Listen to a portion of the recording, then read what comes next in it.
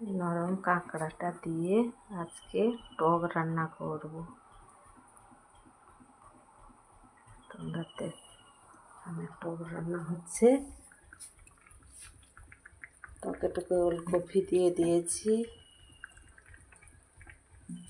এই কাঁকড়াটা এবারে কাটবো। কাঁকড়াটা কাটা হয়ে গেছে। এই পিস পিস কেটে নিয়েছি। পিস পিস কেটে নিয়েছি। এই যে কাঁকড়া দেখতে পাচ্ছ, এগুলো ঘি। এবার টকে দেব পাকা তেঁতুল দিয়ে কাঁকড়ার টক খেতে খুব স্বাদ লাগে। তোমাদের কেমন লাগে বন্ধুরা, কমেন্টে লিখে জানাও।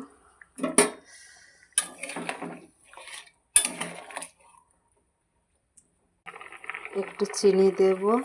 চিনি দিলে